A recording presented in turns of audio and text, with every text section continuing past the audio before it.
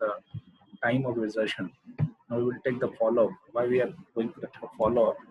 Follow up की जरूरत आईओडीज में इसलिए जरूरत होती है कि कुछ लीगल इश्यूज हो जाते हैं, आई मीन कि जो जनरल इश्यूज हो जाते हैं जिसकी वजह से फॉलो अप करना जरूरी होता है.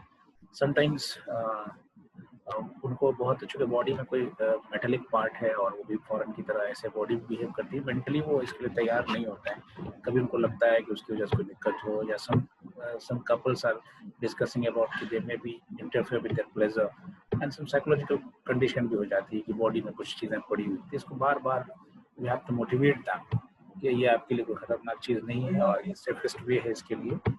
और इसीलिए थोड़ा सा मोटिवेशनल, इमोशनल एंड इस तरह के सपोर्ट्स मिलते हैं. तो इन लोगों को फॉलो पे बुलाते हैं. कभी कभी शुरू में 15 दिन के अंदर बुला लिया, फिर मंथ के बाद, और कभी 6 मंथ पे एक बार जो पुराने हो जाते हैं, या आप आके डॉक्टर से डिस्कस करें. ऐसा नहीं, कभी कभी पता भी नहीं चलता है उनको और वो जो है वो मिसप्लेस्ड हो जाते हैं, सही जगह पे नहीं होते हैं. तो इस चीज़ के लिए भी फॉलो अप के लिए बुलाया जाता है. कुछ लोग लगातार ज्वाइन कर रहे हैं टू कन्फर्म द प्रेजेंस. मैंने कहा जैसे कि वो मिसप्लेस ना हो जाए, वही जगह पे है जहाँ पे इसकी जरूरत है. अदरवाइज नहीं तो चांसेस ऑफ कंसेप्शन जो है वो बढ़ जाएंगे, इसके फेलियर रेट बढ़ जाएगा. Diagnose and treat side effects या कॉम्प्लिकेशन. इंडिकेटर्स आल्सो कि पता चले कि ऐसे नहीं कि उसके साइड इफेक्ट्स ज़्यादा हो गए, ब्लीडिंग लगातार हो रहा है, लेकिन आपने डॉक्टर से बात ही नहीं की, या नर्स जिसने भी इसको जगह पे इलाज किया उससे बात नहीं किया. ठीक है. तो डायग्नोसिस आफ्टर फर्स्ट मेनोपॉज जो उसके बाद तो चांसेस ये होता है कि जैसे आपने लगाया उसको आईओडीज को, तो उसके बाद जो पहला मेंसेस आएगा ना, उसमें चांसेस है इसको बाहर निकलने का, हाई रेट होता है उसका निकलने का. इसलिए कि वहाँ पे जो एंडोमेट्रियम है वो शेड ऑफ हो रही है, उसके साथ होता है कभी कभी कि वो बाहर जो है एक्सपर्ट आउट हो जाए. तो इस चांस से भी फर्स्ट जैसे ट्राइमेस्टर खत्म हुआ आईओडी इस्तेमाल के बाद, उसके बाद फॉलोअप में डॉक्टर बुलाते हैं पूछने के लिए. ऐसा नहीं कि उसको फिर वो पीवी करके देख के उसको कंफर्म करते हैं कि वो चीज़ें वहाँ है कि नहीं. उसके बाद फिर दूसरा जो विजिट होता है, थर्ड जो मेनोपॉजल होता है, मेंस्ट्रुअल पीरियड होता है, सॉरी मेनोपॉज का मेंस्ट्रुअल पीरियड जो थर्ड आता है, उस पे आके उस पे भी उसको बुलाते हैं. और तीसरी चीज़ कंफर्म करते हैं कि ब्लीडिंग और पेन इसकी वजह से कंटिन्यूस हो तो नहीं रही. वो कंप्लेन करेंगे कि जब से ये लगा है तब से इतने दिन पे या लगातार इस तरह की कंप्लेन करेंगे, ब्लीडिंग हो जा रही है, जो जिनको लेडी उसको इस्तेमाल कर रही है. फिर उसके बाद फर्स्ट तो हो गया कि जैसे आपने उसको इंसर्ट किया आईओडी, उसके ऊपर फर्स्ट मेंस्ट्रुअल पीरियड पे बुला देंगे, उसके ठीक बाद. दूसरा उसको थर्ड मेंस्ट्रुअल पीरियड के बाद बुलाएंगे. इन तीनों चीज़ों में देखेंगे एक्सप्रेशन हुआ नहीं है, पेन तो नहीं है, ब्लीडिंग नहीं है. द नेक्स्ट जो थर्ड विजिट होगी वो 6 मंथ में, छठा मंथ पे उसको बुलाएंगे. चूँकि आप जानते हैं कि लॉन्ग रन में यूज़ होने वाला है ये, सालों साल 3 साल ऑन एन एवरेज रहता है ये बॉडी के अंदर, ऐसे 10 साल तक इस्तेमाल कर सकते हैं. फिर उसके बाद जो उसकी फोर्थ विजिट होगी वो 1 साल के इंटरवल पे, मतलब कि हर 1 साल के इंटरवल पे उनको बुलाते रहेंगे कंफर्म करने के लिए चीज़ें हो कि नहीं. The things are, instructions are there, you have to check the threads are there on the tail. मतलब जो उसका जो पीछे नीचे वाला हिस्सा होता है उससे थ्रेड निकली रहती है, तो वो आपको सर्विक्स से बाहर होती है, वेजिनल वॉल में के आसपास कहीं होती है. तो उसको चेक करें इंस्ट्रक्शंस में क्या है, वो सही जगह है या नहीं है, या अंदर चला गया. इससे लोकेशन का भी पता चलता है. कोई भी इस तरह की अगर साइड इफेक्ट हो, जो सब मोस्ट कॉमन साइड इफेक्ट में ब्लीडिंग था, फिर उसके बाद आपने देखा था कि उसके बाद पेन होता था, कुछ पेल्विक में इरिटेशन हो जाएगा, इन्फ्लेमेटरी डिजीज हो जाएगी, सिस्टम में अगर इन्वॉल्वमेंट हो गया तो फीवर हो सकता है. इस तरह के कोई भी, या डिस्चार्ज बहुत ज़्यादा होने लगा इसकी वजह से, क्योंकि वो वहाँ के जो सेल्स है उसके सेक्रेटरी कंडीशंस को ये और एग्रावेट कर देती है, जिसकी वजह से दिक्कत हो सकती है. इस तरह की कोई भी चीज़ें उसको बार बार डॉक्टर्स के लिए भी होता है और जो यूज़ करें उनके लिए भी, कि वो आप लगातार चेक करें. तो ये उसको इन चीज़ों को जो है वो ध्यान में रखना इंस्ट्रक्शन में. और एक जो बहुत इंपॉर्टेंट चीज़ है, इसके यूज़ के बाद भी अगर कोई पीरियड मिस हो गया तो ज़रूर डॉक्टर्स दिखाएं. हो सकता है कि फेलियर हो गया इसका, जिसकी वजह से उसने शायद कंसीव कर लिया हो. चांसेस हैं इसके, जैसे पहले भी हमने देखा था इस केस में. तो उस वक्त भी इसको फिर डॉक्टर को कंसल्ट करना है कि मैंने आईओडीज तो यूज़ किया था, लेकिन अब देखिए कि पीरियड मिस हो गया है, तो may be because of the conception हो सकता है. तो इसके लिए भी उनको consult करना है. So it was all about the IUDs, the different type of IUDs, the number and generation we are talking about. Now we will go for the hormonal contraceptives. सबसे ज़्यादा इस्तेमाल होने वाला हार्मोनल कॉन्ट्रासेप्टिव्स है, और space वाला जो method है, जो स्पेसिंग मेथड में ये सबसे अच्छा है. वो प्रोटेक्टिंग रेट भी है, प्रोटेक्टिंग रेट जो इसका इफेक्टिविटी सबसे ज़्यादा है इस मेथड का.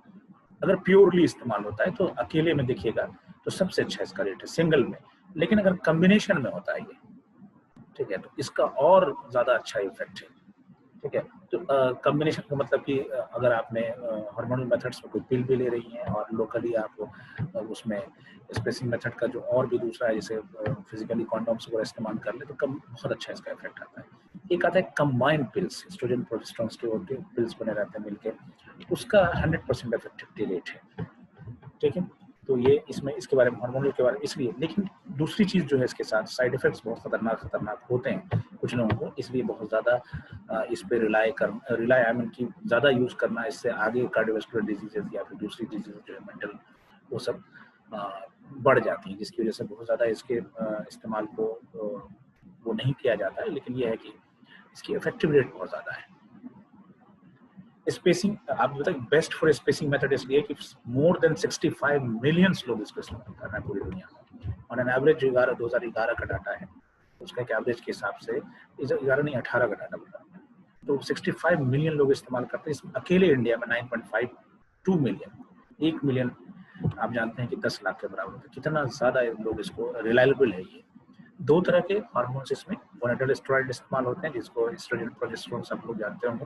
अब तो बहुत सिंथेटिक बनने लगे हैं, ठीक है, ओरल कंट्रासेप्टिव जितने होते हैं उसमें सिंथेटिक एस्ट्रोजन इस्तेमाल होती है, जिसमें खास के जो बड़ा नाम है वो इथेनाइल एस्ट्राडियोल मेस्ट्रेनॉल। मेस्ट्रेनॉल जो है ये इसको अभी ये यूजेबल फॉर्म में नहीं होता है, इसको फिर जो एस्ट्राडियोल के फॉर्म में कन्वर्जन करके फिर इसको इस्तेमाल करते हैं। सिंथेटिक प्रोजेस्टेरोन्स में जो बड़े नाम है वो प्रेग्नेंस हैं, एस्ट्रोजेंस है, गोनिन्स है। जब गोनिन्स जो है इसका जो देखिएगा आप लेवोनर्जेस्ट्रल आता है, बहुत सारी जो मार्केट में मिलती है उस पर लिखा होगा ये सारे सॉल्ट के नाम जो है, ये बड़े नाम के इस्तेमाल होते हैं। एक मिनट कुछ लोग और आ रहे हैं अभी, ओके। क्लासिफिकेशन कीजिएगा इसको, जो जो हम लोग पढ़ रहे हैं वो हार्मोनल पिल्स में, तो ओरल पिल्स आते हैं, ओरल पिल्स में कंबाइंड पिल्स आती है कि दोनों उसमें मिले होते हैं एस्ट्रोजन प्रोजेस्टेरोन वगैरह। एक आता है प्रोजेस्ट्रोजन ओनली पिल, पीओपी जिसको कहते हैं। कुछ पिल्स होती हैं जो पोस्ट क्वाइटल इस्तेमाल होती हैं, जो आपने देखा होगा प्रचार में आता है with in the 72 hours of the coitus या मीटिंग, इस तरह के प्रचार आते हैं कि 72 घंटे के अंदर, 48 घंटे के अंदर, तो इसको आपको इस्तेमाल करना है। एक आता है वंस अ मंथ पिल, साल महीने में एक बार आपने इस्तेमाल किया। कुछ मेल पिल भी है, लड़कों को घबराहट होगी इससे, लेकिन इस पर बहुत ज़्यादा रिसर्च हो रही है, और गॉसिपियम के बारे में आप लोगों ने पढ़ा होगा, अभी आएगी उसकी बात करेंगे। तो उसके जो गॉसिपियम जो है उससे एक्सट्रैक्ट निकाल के मेल पिल का इजाद होता है, ठीक है। स्लो रिलीजिंग होते हैं डिपॉट, जो कहीं पे आपके बॉडी में उसको इंसर्ट कर दिया जाता है सर्फस पे या अंदर जाके, तो वो फॉर्मुलेशंस होते हैं उसके जो स्लो रिलीजिंग होते हैं, जो इंजेक्टेबल फॉर्म में हो सकते हैं, सबक्यूटेनियस आपको इम्प्लांट कर सकते हैं, या वेजिनल रिंग्स के तौर पे, या फिर फर्जेजाब जिसको कहते हैं आपके कीड़ा और उसके तौर पे भी इस्तेमाल करते हैं, लोकली जाके वहाँ धीरे धीरे धीरे धीरे धीरे रिलीज करते हैं। कंबाइंड पिल्स में जो सबसे बड़ा नाम है ओरिजिनल पिल्स इसे कहते हैं, जो 1960s के जो दशक से जो चल रहा है ना, मेजर स्पेसिंग मेथड में कंबाइंड ओरिजिनल पिल्स के नाम पे जाना जाता है ये, जिसमें सिंथेटिक एस्ट्रोजन होता है 100 से 200 माइक्रोग्राम, और 10 माइक्रोग्राम जो होता है प्रोजेस्टेरोन होता है। ये कभी कभी आपसे पूछेगा कंबाइंड पिल पे शॉर्ट नोट्स लिखिए, इस तरह के पीछे भी पढ़ाया जा रहा होगा, लेकिन एक ओवरव्यू जरूरी है। लेटेस्ट इसमें ये है कि 30 से 35 एस्ट्रोजन जो है ना आपको ग्राम एस्ट्रोजन का नहीं होना चाहिए, और 0.5 से 1 मिलीग्राम प्रोजेस्टेरोन होना चाहिए, इसका कॉम्बिनेशन है। जो ओरल हम लोग लेते हैं तो 21 दिन तक देखा होगा कि 30 दिन का पत्ता होता है, 21 दिन में जो होता है उसका अलग कलर होता है, और व्हाइट होता है, और डार्क कलर होता है 7 डेज का। तो 7 डेज जो होता है वो डमी होता है, जनरली उसमें आपको वो ये होता है आयरन के सप्लीमेंट्स होते हैं, ताकि गिनने में दिक्कत नहीं हो, इसलिए उसको पूरा 1 महीना कंट्रोल किया जाता है। जो मैच्योर पीरियड है उसके 5th डे से स्टार्ट करते हैं, 7 डेज ब्रेक के साथ इसमें। और वो अभी जो लेटेस्ट आपको आ रहा है जो माला डी मालायन वगैरह देख रहे होंगे, उसमें तो पूरा 30 दिन का होता है। एवरी डे, हर दिन लेना है, फिक्स टाइम पे रहना है, और कोशिश कीजिए कि इसको जो आप बताएं उनको सजेस्ट करें, उनको कहें कि आप जब बेड पे जा रहे होंगे तब लीजिए इसको। अगर भूल जाते हैं तो आप जैसे किसी दिन भूल गए कि नहीं सोते वक्त नहीं लिया, या फिर सुबह, या तो जितनी जल्दी हो आप ले लीजिए, अगले दिन से फिर उसको टाइम को आप फिक्स कर लीजिए। इसका काम क्या होता है, जो एग जो रिलीज होता है ओवरी से, उसको ये रिलीज को डिस्टर्ब करता है, रोकता है इसको, और जो प्री मैच्योर सिंड्रोम होता है उसको कम करता है ये, and offers some protection against cancer of the uterus and ovaries. इसके बारे में थोड़ा कंट्रोवर्शियल है ये। बहुत सारे रिसर्च कहते हैं कि ये आगे यूट्रस में कैंसर ओवरीज वगैरह जो है उसको रोकते हैं, लेकिन बहुत सारे रिसर्च इसके अगेंस्ट भी जाते हैं कि इनके इस्तेमाल से सर्विक्स का कैंसर है या फिर यूट्रस का कैंसर ये बढ़ता चला गया है। एडवांटेजेस के हैं, the pill does not interfere with the spontaneity of that sex. अगर आप पिल ले रहे हैं तो इसमें आपको जो कोइटस के दौरान या फिर उसमें जो प्लेजर है उससे कोई इंटरफेयर नहीं करते हैं।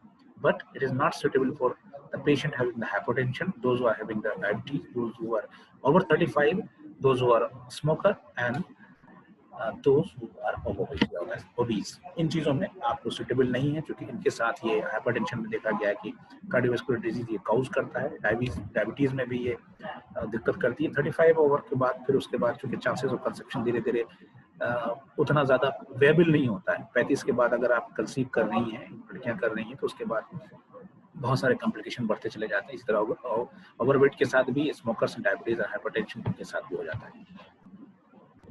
And effectiveness, again I would like to say that कि although it is very effective, but suggestive बहुत ज़्यादा इसलिए नहीं होता है, जिसके साइड इफेक्ट्स लॉन्ग टर्म में अगर ज़्यादा इस्तेमाल कर रहे हैं तो बहुत ज़्यादा है। इफेक्टिवनेस बहुत ज़्यादा है, 99%, sometimes it is 100% effective.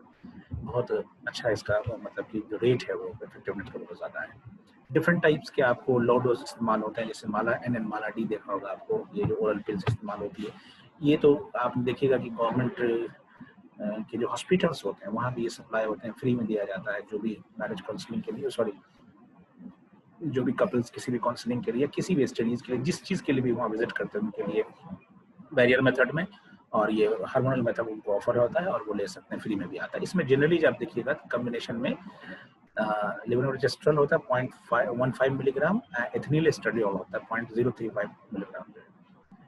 Mala D, एक माला एन एन माला डी में, माला डी जो है वो 28 पिल्स होती हैं, जिसमें 21 पिल्स जो है आपकी ओरल कंट्रासेप्टिव पिल्स होती है। 7 में जो आपका आयरन होता है, फेरस फ्यूमेरेट करके उसमें होती है, जो ब्राउन कोटेड होता है, थोड़ा रेड सा दिखेगा आपको या ब्लैक सा दिखेगा, तो वो होता है उसके साथ में, ताकि पूरा उसको काउंटिंग 28 दिन का रहे, पूरे साइकिल का ना, तो भूल जाएगा वो तो लेने की पोजीशन गड़बड़ा जाएगी। बहुत सस्ते में सरकार अवेलेबल करा, 3 रुपए के पैकेट्स में आ जाते हैं। माला एन कहीं तो अब तो फ्री में आता है, फ्री में आपको पीएससी पे या अर्बन फैमिली वेलफेयर सेंटर्स पे या फिर गवर्नमेंट के डिस्ट्रिक्ट हॉस्पिटल्स वगैरह में सब आपको फ्री मिल जाएगी। प्रोजेस्टेरोन ओनली पिल जो सेकंड चीज आ रही है कंबाइंड के बाद, जो सिर्फ प्रोजेस्टेरोन ओनली पिल, जो इसको मिनी पिल बोल या माइक्रो पिल भी इसको कहते हैं, सिर्फ प्रोजेस्टेरोन होते हैं, स्मॉल डोज होती है इसकी, कंपैरेटिवली उसकी स्मॉल डोज होती है थ्रू आउट द साइकिल। ये लास्ट स्लाइड है, इसके बाद हम लोग क्लास है ना अभी आप लोग की कोई, स्मॉल डोज होते हैं थ्रू आउट द साइकिल, ये इस्तेमाल इसको करना पड़ता है। कॉमनली यूज्ड डोजेस में जो है नॉर्थिस्ट्रोन होती है, लेवोनोर्जेस्ट्रल होता है, ये दोनों में इसको एक चीज इस्तेमाल होती है, ठीक है। चूंकि प्रेगनेंसी रेट को इंक्रीज है तो उसमें लेस इस्तेमाल करते हैं ओरल कॉन्ट्रासेप्टिव्स, सॉरी, इसका जो कॉन्ट्राइंडिकेशन है कार्डियोवास्कुलर डिजीजेज कंबाइंड पिल का, जिसकी वजह से इसको जो है ओल्डर वुमन में, जो कि सीवीएस जो है कार्डियोवास्कुलर सिस्टम की जो डिजीज है वो एज एडवांसमेंट के साथ और बढ़ती है, और वो जो सीवीएस को के लिए बड़ी खतरनाक है, ठीक है, वो कंबाइंड वाला, तो इसलिए उसको सजेस्ट करते हैं हम वुमेन को, ओल्डर एज वाली वुमेन को ज्यादा, यानी 30 प्लस जो 35 प्लस जो उनको देते हैं। इसका काम क्या होता है कि जो सर्वाइकल म्यूकस होती है, जो सर्वाइकल म्यूकस है वो बड़ा रोल प्ले करती है स्पर्म को ट्रांसपोर्ट करके पहुंचाने के लिए, कहाँ तक, पूरे यूट्रस का सफर करके वो पहुंचते हैं फैलोपियन ट्यूब में, तो सर्वाइकस म्यूकस को थिक कर देती है, तो जिसकी वजह से जब मोटा हो जाएगा तो उसकी डायनेमिसिटी कम हो जाती है, तो आपका जो है स्पर्म ट्रांसपोर्ट होकर वहां पहुंच नहीं पाता है। ये और क्या करता है कि वॉर्म जो होती है उसकी लाइनिंग को थिक कर देती है। इसकी वजह से क्या होता है कि जो फर्टिलाइज एग, अगर मान लिया स्पर्म पहुंच भी गया उसमें फैलोपियन ट्यूब में, कम्युनिकेशन करके फर्टिलाइजेशन हो भी गए, एग तैयार भी हो गया, तो जो यूट्रस की लाइनिंग होती है जहां उसको जाके एम्बेडेड होना है, जहाँ जाके इम्प्लांट होना है, उसको इतना थिक कर देती है कि वो फेवरेबल नहीं होती है, वो इम्प्लांट होने नहीं देता और फिर वो कंसीव नहीं कर पाता है। ब्रेस्ट फीडिंग वुमेन के लिए बहुत अच्छा है, ओल्डर वुमेन के लिए बहुत अच्छा है, smokers and others who can not use the combined pill उसके लिए बहुत अच्छा है। सिर्फ प्रोजेस्टेरोन वाला जो है ना एडवांस एज के लिए, उनको जो थोड़ी सी कार्डियोवास्कुलर डिजीजेस हो या फिर स्मोकर्स हो, उसमें कंपैरेटिवली ज्यादा फायदेमंद है। और एक जो इसका अच्छा इफेक्ट है ये है कि ये प्रीमेंस्ट्रुअल सिंड्रोम में उसको जो पेनफुल ब्लीडिंग्स होती हैं या पीरियड्स होते हैं उसमें ये मदद करता है कम्प्लीटली। क्लास है अभी आप लोगों की तो बता देने, तो एक दो स्लाइड और ले लेंगे हम लोग। नहीं सर, नहीं है। Okay, the post quartile contraceptive, पहला देखा था हमने कंबाइंड, दूसरा देखा था हमने progesterone only pills, and third is post quartile contraceptives, जिसके बारे में आप लोग ज्यादा जानते होंगे, क्योंकि इसके लिए जरूरी नहीं कि पढ़ा जाए, इतना सारा आपको नेशनल टेलीविजन वगैरह पे इसके प्रचार आते हैं कि ये बहुत इजीली वो पता है, जिसको इमरजेंसी मेथड्स पिल भी कहते हैं या मॉर्निंग आफ्टर पिल कहते हैं, इसको कॉन्ट्रासेप्टिव्स कहते हैं।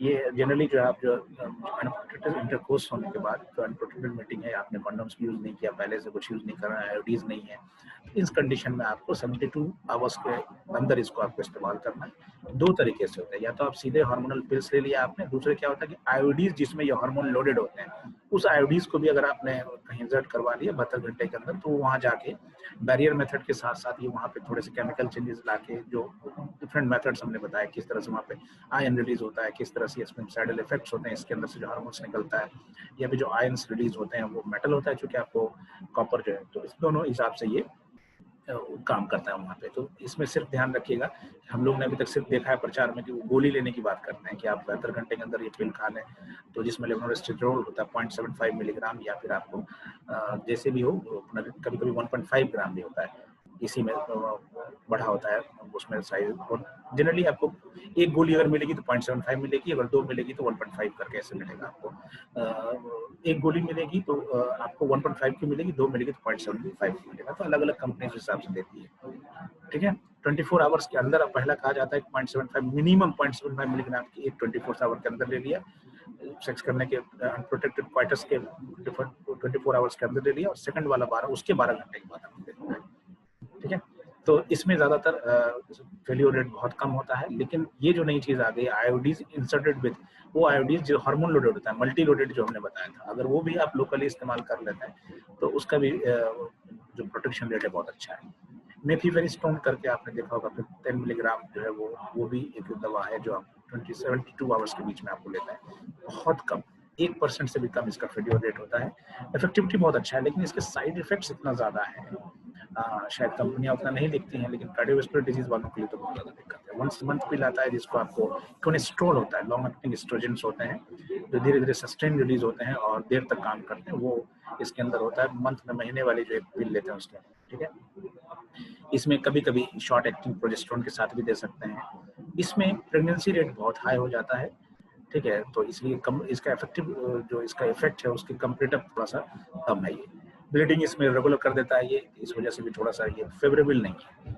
मेल पिल है जो बचे जा रहे थे मेल्स बहुत ज्यादा, ऐसे तो रिसर्च इसके लिए 1950 से ही चल रहा है कि 1950 से भी ये इसका रिसर्च चल रहा है कि मेल के लिए भी पिल बने, why the boys always have fun, है ना, तो इसलिए प्रोडक्ट होना चाहिए उनके लिए भी। तो उसके लिए जो प्रोजेक्ट है ये जो बने हैं, कॉसिक पॉल एक आता है, derivative of cotton seed oil है, उसमें ओलिगोस्पर्मिया कॉज करता है, या एज़ोस्पर्मिया, ओलिगोस्पर्मिया मतलब स्पर्म काउंट को कम कर देना, एज़ोस्पर्मिया स्पर्म के प्रोडक्शन को ही रोक देना। तो जो लीडिंग सेल्स होती है मेल के अंदर, जो जहाँ से प्रोडक्शन ऑफ स्पर्म होता है, तो उसके प्रोडक्शन को ये रोक देता है, ठीक है। और अगर आगे का काम है स्पर्मेटोजेनेसिस जो प्रोसेस होता है, जब सेल्स पढ़िएंगे आप तो उसके स्पर्म के बनने का एक प्रोसेस होता है, फिजियोलॉजी में आप लोगों ने पढ़ा होगा, स्पर्मेटोजेनेसिस जो होता है स्पर्म में फाइनली कन्वर्ट होने का, स्पर्मेटोजोआ को, वो स्टेज को भी रोक देता है। कभी कभी आप देखिएगा जो इनफर्टिलिटी के केसेस आएंगे, उनका जब टेस्ट कराएंगे तो पहला टेस्ट होता है कि स्पर्म काउंट देख लीजिए, दूसरा अगर नहीं होता है तो फिर यूरिन के बाद स्पर्म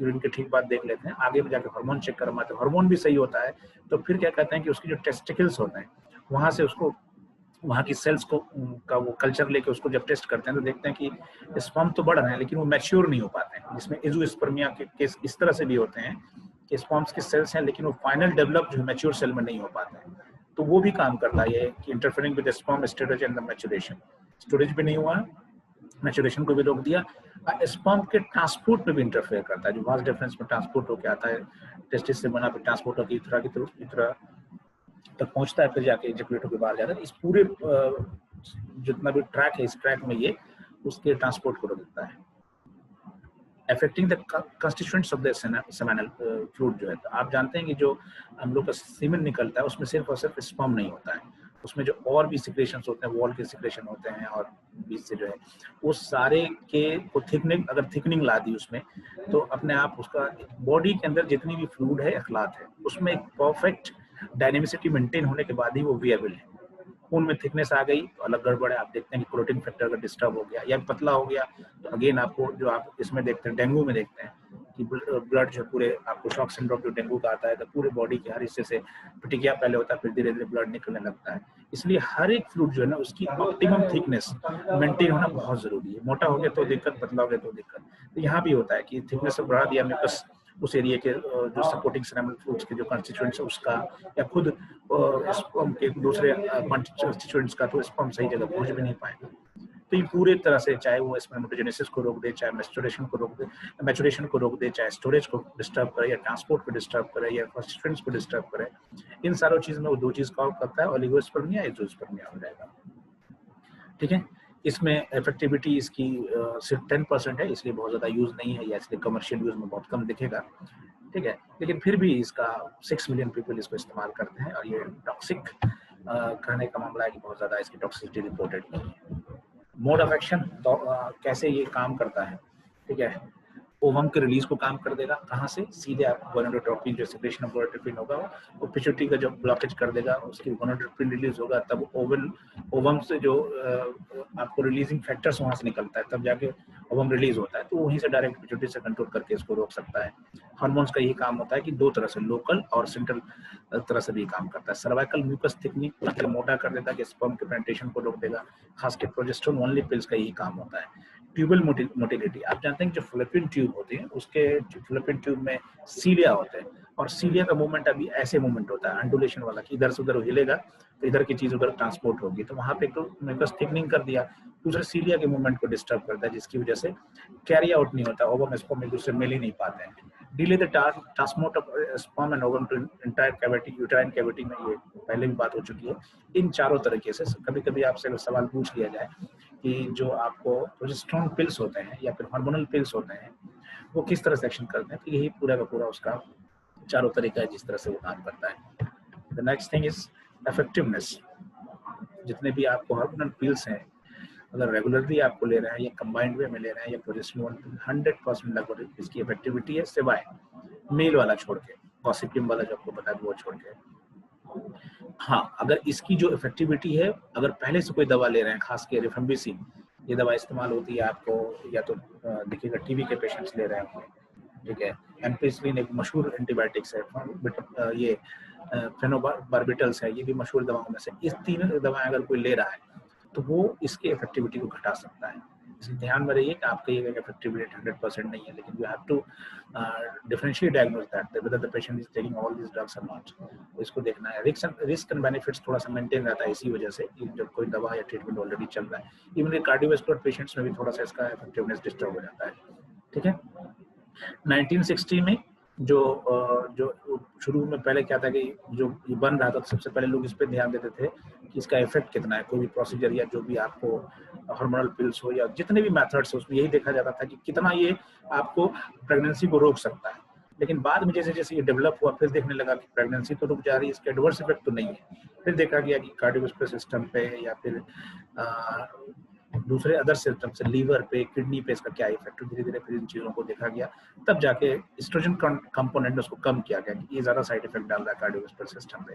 1980s में फिर जाके बात थोड़ी सी चेंज हुई, उसमें आपको कोई कुछ कह रहा था, प्रोजेस्टेरोन अनटुवर्ड इफेक्ट मेंशन, जो प्रोजेस्टेरोन का इफेक्ट है 1980s के बाद दिखना शुरू हुआ, तो फिर उसको उसके अमाउंट को कम करना या उसको थोड़ा सा मॉडिफाइबल बनाना शुरू हो गया। इसलिए देखिए जब पहली कोई चीज दवाएं इन्वेंट होती किसी चीज के लिए तो बहुत ज्यादा उसके एडवर्स इफेक्ट उस पर बातें नहीं की जाती कि पहले की। अभी जो वैक्सीन आएगी तो वैक्सीन में पहले उसकी इफेक्टिविटी रेट देखा गया, मेजर अगर कॉन्ट्राइंडिकेशंस नहीं है तो पहले इफेक्टिविटी के लिए चलाया जाएगा, फिर 4-5 साल के बाद उसके बाद रिसर्च आएगा कि इसका इफेक्टिवनेस कितना है, किस पेशेंट को, किस एज को, किस एरिया के लोगों को ज्यादा इफेक्टिव है। इसी तरह से इसके जो लाइफ जो इसकी जो हिस्ट्री थी उसकी बात मैंने की कि 60s 70s 80s में क्या चीज देखा गया, ठीक है। खास के royal challenge of general practitioners and Oxford family planning association ये देखता है कि जितने भी आप चीजें अगर आप इस्तेमाल कर रहे हैं, कॉन्ट्रासेप्टिव्स वगैरह, ठीक है, तो उसकी इफेक्टिविटी के साथ साथ वो किन किन और डिजीजें जो हो सकती हैं उससे हमारा रोक सकता है कि नहीं। तो खास जो 6 मेजर डिजीज है उसके खिलाफ इसका प्रोटेक्शन होना चाहिए, अदरवाइज नहीं तो फिर देने पड़ जाएंगे। Benign breast disorder including fibrocystic disease and fibroadenoma, बहुत ज्यादा आप देखिएगा कि पॉलीसिस्टिक ओवरियन डिजीज बढ़ गई है, ओवरियन सिस्ट बहुत ज़्यादा बढ़ गया, आयरन डिफिशिएंसी एनीमिया बहुत ज़्यादा लोगों को हो रहा है, ठीक है, आपने आयोडीज इस्तेमाल किया है इस तरह की, फिर और ज़्यादा चांसेस बढ़ जाएंगे। ये प्रेगनेंसीज के दौरान इसमें क्या कहते हैं, आपको आयोडीज के दौरान इतना ब्लीडिंग हो जाए, एनीमिया हो जाता है, जितने भी आप चीज़ें इस्तेमाल करते हैं, मैंने कहा कॉस्ट और बेनिफिट्स के रेशियोज को हम लोग इवेलुएट करते हैं। पीआईडी नहीं होना चाहिए पल्विक, उसकी वजह से फिर और भी सिक्रेशंस बढ़ जाएंगे, दिक्कत शुरू हो जाएगी। एक्टोपिक प्रेगनेंसी बहुत इमरजेंसी कंडीशन होता है, तो आपको ये भी ध्यान देना है, जैसे आयोडीज के बारे में मैंने बताया था कि आयोडीज इस्तेमाल तो करते हैं, लेकिन चांसेस हैं कि कुछ परसेंट को, फीबल 0.% में कुछ लोग हैं जिसको एक्टोपिक प्रेगनेंसी के चांसेस बढ़ जाते हैं, बहुत वो खतरनाक कंडीशन हो जाती है, वो अगर ब्लास्ट कर गया तो फॉलोपियन ट्यूब डिस्टर्ब हो जाएगी, आगे फिर उसको कंसीव करने में बहुत दिक्कत होती है। मोस्ट ऑफ द टाइम्स अभी बहुत ज़्यादा रिसर्च चल रहा है कि इन चीज़ों के इस्तेमाल से ओवरियन कैंसर्स तो के रेट तो नहीं बढ़ रहे हैं, बहुत सारी ऐसी स्टडीज आई हैं जिसमें देखा गया है कि कैंसर जो होते हैं, ओवरियन कैंसर, इनके इस्तेमाल से उन लोगों में ज़्यादा बढ़ते हैं। Adverse effect, majorly adverse effect is on the cardiovascular system. Oral pills खास के आप जब ले रहे हैं, जो हार्मोनल पिल्स ले रहे हैं, तो पूरी की पूरी, हम यूनानी में उसको कहते हैं कि हज़्म उरूक और जो होती है उसको बहुत ज़्यादा डिस्टर्ब करती है, जो उसकी वेस्कुलेचर है उसको डिस्टर्ब करती है। बहुत सारे केमिकल चूंकि आपको एस्ट्रोजन प्रोजेस्टेरोन सब लिए जाने लगे हैं, तो कार्सिनोजेनिक इफेक्ट है उसके। मेटाबॉलिक डिस्टर्बेंस बहुत ज़्यादा है, ब्लॉटिंग यानी पेट भरा भरा फील होना, या उससे लेके गैस बनना, फ्लैचुलेंस ज़्यादा होना, या इंडाइजेशन हो जाना, भूख में डिस्टर्ब करना, ये सब सारी चीज़ें एडवर्स इफेक्ट हैं ज़्यादा, ठीक है। अदर्स में जो बहुत देर तक आपको असर करेगा, लीवर डिसऑर्डर्स हो सकते हैं, अक्सर होता है, जितने भी केमिकल्स हैं, हर वो चीज़ जो मुंह से लेते हैं उस सारे को लीवर में से गुजरना है, मेटाबॉलिक, अगर मान लिया वो उसके काइम्स बन गए हैं तो लीवर से भी गुजरना है, तो अगर अच्छा होगा तो ठीक रहेगा, खराब होगा तो लीवर की सेल्स पे इफेक्ट होगा। बहुत डेलिकेट सेल्स होती हैं, सेल्स होती हैं लीवर की। लैक्टेशन में थोड़ा सा दिक्कत होता है कि अगर आप इस चीज़ों को इस्तेमाल करते हैं, हार्मोन्स ले रहे हैं, कोई बच्चों के अंदर भी जाएगा, आप एस्ट्रोजन प्रोजेस्टेरोन्स वो बच्चों में ट्रांसफर होगा, तो उसके अंदर फिर वो चेंजेस आने लगेंगे, उसके ज़्यादा होने की वजह से सब्सिक्वेंट फर्टिलिटी जो है वो आपको जो है वो देखिएगा कि इसके लेने से फर्टिलिटी रेट थोड़ी सी हिंडर होती है, उसको डिस्टर्ब करता है कि जो लोग लगातार आप इस्तेमाल करते हैं खासकर हार्मोनल पिल्स का, उसके अंदर जो है फर्टिलिटी रेट घट जाती है। एक्टोपिक प्रेगनेंसीज की बात की हमने, फिटल डेवलपमेंट में बहुत डिस्टर्बेंस होता है। आयोडीज हम लोग पढ़ रहे थे तो बताया था कि रिमूवल के बाद भी इसका इफेक्ट होता है फिटल में, जो उसके बाद रिमूवल के बाद जो नेक्स्ट कंसेप्शन होता है उसके अंदर मालफॉर्मेशन होने के चांसेस बढ़ जाते हैं। कॉमन अनटूवर्ड इफेक्ट्स होते हैं, ब्रेस्ट टेंडरनेस हो जाता है इसके इस्तेमाल से वेट गेन हो जाता है। बहुत सारी वुमेन्स कंप्लेन करती हैं कि जब से आयोडीज ये हार्मोनल पिल्स हम लोग इस्तेमाल करते हैं, वो बहुत ज़्यादा वजन बढ़ने लगा है। और एक जो बहुत कॉमन है, ये ज़्यादा आपको कंप्लेन करेंगी जो देखेगा पेशेंट, कि माइग्रेन एस्टैब्लिश हो जाता है, या हेडेक तो रहेगा ही, अगर पहले से हेडेक है या इस तरह की टेंडेंसी है तो माइग्रेन होना या माइग्रेन को एग्रेवेट करने के फैक्टर बहुत ज़्यादा है। इसलिए कभी कभी तो कॉन्ट्राइंडिकेशन हो जाता है माइग्रेन के पेशेंट में, आप हार्मोनल पिल्स इस्तेमाल करना एकदम मना करना, जैसे कार्डियोवास्कुलर में, ऐसे माइग्रेन एंड ब्रीदिंग डिस्टर्बेंस हो जाती है। इसमें जो आपके दो तरह से होता है, एक तो आपको साइकिल्स डिस्टर्ब होगी, वो अलग चीज़ है, दूसरी सबसे बड़ी चीज़ ये है कि अदर भी इसके जो क्लॉटिंग और उस फैक्टर्स पे भी असर करना है। So these are the adverse effect, combinely adverse effect of the contraceptive, hormonal contraceptives. कुछ कंट्राइंडिकेशन आता है, जैसे मैंने आपने कहा कि ये तो एडवर्स साइड इफेक्ट है, इसका मतलब होता है कि ये साइड इफेक्ट्स नोन है जो होने हैं। कंट्राइंडिकेशन का मतलब ये होता है कि इसमें आपको नहीं हो इस्तेमाल करने से बचना चाहिए। उसमें भी दो होता है, एक एब्सोल्यूट होता है, इसमें किसी हाल में एब्सोल्यूट कंट्राइंडिकेशन में आपको इस्तेमाल नहीं करना है। किसमें नहीं करना है?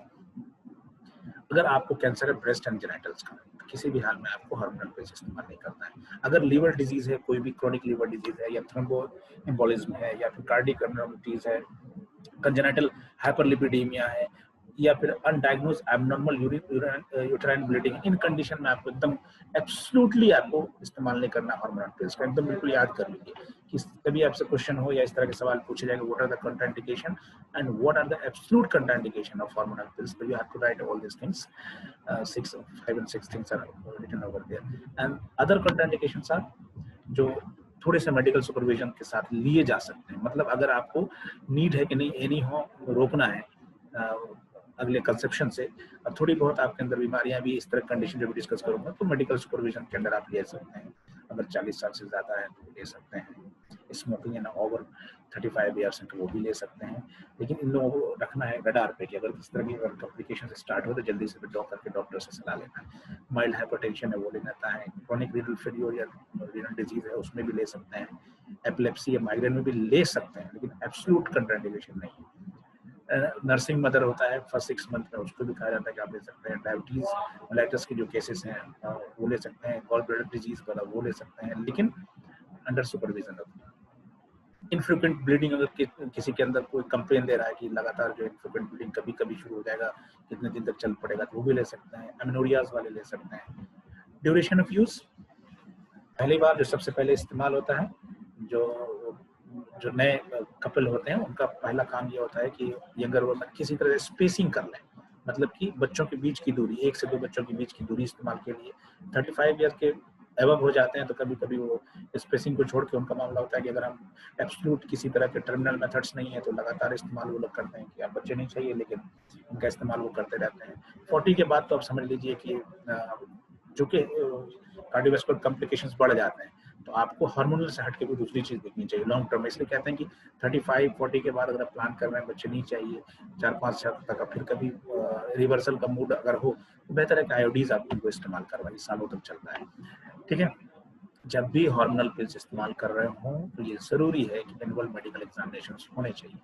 अदरवाइज नहीं तो हो सकता है लिवर डैमेज हो रहा है, आपको किडनी पे असर जा रहा हो, या फिर कहीं पे लोकली आपको कैंसरस कहीं सर्विक्स का या कहीं पे गट का हो रहा हो, तो इस चीज़ों को आपको देखना बहुत ज़रूरी है। और एक बड़ी अच्छी चीज़ है कि आप इसके इस्तेमाल से पहले प्री एग्जामिनेशंस ज़रूर करवाएं।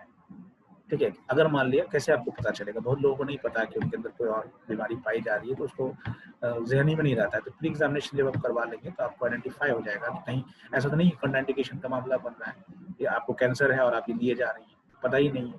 इसलिए प्री एग्जामिनेशन कुछ आते हैं उसको करना बहुत ज़रूरी है, क्योंकि अगर कोई प्रॉब्लम किसी के अंदर हो गई तो अगर कंट्राइंडिकेशन एब्सोल्यूट नहीं है तो एब्सोल्यूट आगे तो नहीं लेना है, एब्सोल्यूट नहीं है तो थोड़ा सा मेडिकल सुपरविजन के साथ वो चीज़ों को ले सकते हैं। इसलिए प्री एग्जामिनेशन बहुत जरूरी है। नेक्स्ट, मुझे लगता है कि आज बहुत हो गया। ओके, एक स्लाइड और है, डिपॉट फॉर्मुलेशन होता है। ठीक है, इसमें आगे 2-3 चीज और बचा हुआ देखिएगा। मतलब उसमें क्या होता है कि बॉडी में कहीं भी इंजेक्ट करके एपिडर्मल या कहीं पे उसको हार्मोनल जो पाउच होता है उसको इंसर्ट कर दिया, धीरे धीरे स्लो रिलीजिंग होती है, तो वो आपको फिर वो बॉडी में सर्कुलेशन में जाके फिर वो जो जो मैकेनिज्म है, पूरे जो मैकेनिज्म है उसी मैकेनिज्म के हिसाब से ये कंसीव करने में रोक देती है। हाईली इफेक्टिव होता है, रिवर्सिबल होता है, मतलब एक बार ये इसको यूज करना छोड़ दिए तो फिर से कंसीव कर सकते हैं। बहुत लॉन्ग एक्टिंग होता है, years, month and years, 7 month तक इस्तेमाल कर सकते हैं एक एडमिनिस्ट्रेशन में। बाकी आप देखिएगा ओरल पिल्स हैं या फिर आपको मिनी पिल्स हैं, मंथ पिल हटा दीजिए, कंबाइंड पिल्स है, इसको आपको डेली लेना पड़ेगा या फिर पोस्ट क्वार्टर लेना पड़ेगा। इसको डिपॉट फॉर्मेशन से होता है कि एक बार ले लिया तो कई महीने, 6 महीना से 1 साल तक आप इसको दूसरा कुछ लेने की जरूरत नहीं होता है। इंजेक्टेबल कॉन्ट्रासेप्टिव्स भी होती हैं कि बॉडी में इंजेक्ट करके और सबडर्मल कहीं पर डाल के छोड़ दिया, सबडर्मल इम्प्लांट होते हैं, या फिर सीधे सिस्टम में डाल दिया इंट्रामस्कुलर करके, या वेजिनल रिंग्स के तौर पे इस्तेमाल कर लिया, उसमें भी ये चीज़ें जो है ना वो कंबाइंड होती हैं। ये भी केमिकल में आता है। इंजेक्टेबल कॉन्ट्रासेप्टिव्स में 2 टाइप्स होते हैं, एक दो जितना चल रहा है कर लेते हैं हम लोग। प्रोजेस्टेरोन ओनली इंजेक्टेबल्स, ये बहुत अवेलेबल होती है, पीछे जो पड़ा है तो वो हम लोग ओरल देख रहे थे। प्रोजेस्टेरोन ओनली जो हम ओरल भी लेते हैं, इसको इंजेक्टेबल भी ले सकते हैं। इसमें एक आता है once a month combined injection, 2 form में आता है ये। प्रोजेस्टेरोन ओनली इंजेक्टेबल पिल है, उसका बड़ा बड़ा नाम है जो आप लोग देख सकते हैं, टिम्पा करके आता है। गांव घर में जाइएगा, ओल्ड लेडीज से पूछिएगा तो वो शायद इसको जानती हैं। इसमें डिपोट मेड्रॉक्सी प्रोजेस्टेरोन एसीटेट करके आता है इसमें, तो ये डिम्पा में इस्तेमाल होता है। नेट ईएन करके आता है, ये नॉर्थेस्टेरोन इनएनेट करके आता है ये, और डिम्पा एससी सबक्यूटेनियस फॉर्म में इसका इस्तेमाल होता है। ठीक है, once a month combined injectable form में नॉरप्लांट आर, अब नॉरप्लांट R2 करके आता है, ये नाम है उसका, जो जिस नाम से ये बहुत ज्यादा मशहूर है। ये क्वेश्चंस ऑब्जेक्टिव टाइप्स में बहुत ज्यादा पूछे, या फिर कभी ऐसा आ जाता है कि इंजेक्टेबल जो कॉन्ट्रासेप्टिव्स हैं उसके टाइप क्या है, एंड प्लीज उसके नाम शॉर्ट नोट्स लिखें। तो इस तरह से आप अगर लिख देते हैं, सिर्फ इतना नाम भी इतना लिख देना तो आपको पूरे मार्क्स मिल जाएंगे। So it was it's all about today. मतलब इंशाल्लाह कल या परसों जो भी आएगा उसमें एक दिन और शायद लगेगा, मैसेज नहीं कर पाए, एक दिन और लगेगा, जिसमें 2 चीज़ बताएं। टर्मिनल मेथड्स बच गया है, टर्मिनल मेथड्स के बाद फिर बचा हुआ है आपको